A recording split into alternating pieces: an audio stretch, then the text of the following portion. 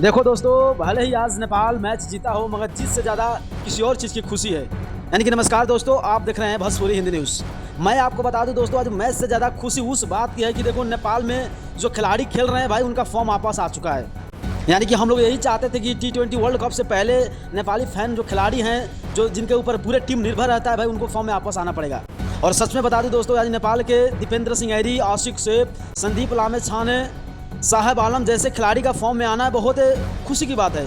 यानी कि देखो दोस्तों, अगर वो लोग फॉर्म में नहीं आते तो भाई T20 वर्ल्ड कप में हम लोगों को क्या हसरत होता, क्या हालत होता, हम सबको पता है। मगर जब दीपेंद्र सिंह ऐरी फॉर्म में आए हैं तो इतना समझ लेना कि नेपाल कुछ अलग करने वाला है। क्योंकि नेपाल अगर 80% देखा जाए तो दीपेंद्र सिंह ऐरी का ऊपर T20 फॉर्मेट में निर्भर रहता है।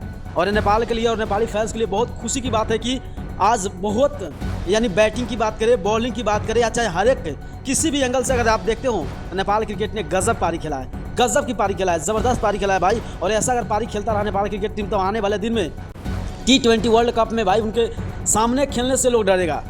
और टीम की जो टीम बातें कर रहा था, लोग नेपाल के बहुत सारे फैंस भी बात कर रहे थे कि भाई दीपेंद्र सिंह ऐरी का फॉर्म खराब हो गया है, कब वापस आएगा, कब क्या होगा। तो भाई देखो आ चुका। यानी कि आज का मैच में और पाकिस्तान के खिलाफ जब मैच हुआ उसमें देखने को मिला कि हाँ, किस तरह की बल्लेबाजी कर रहे थे दीपेंद्र सिंह ऐरी, रोकने का नाम ही नहीं ले रहे थे। और ऐसा होना ही चाहिए। अगर ऐसा होगा तो नेपाल कुछ आने वाले दिन वाला कर सकता है। तो आप इसके बारे में क्या राय है, अपना राय जरूर कमेंट कीजिएगा। अगर नए हो तो चैनल को सब्सक्राइब करते पेज को जरूर फॉलो कीजिएगा।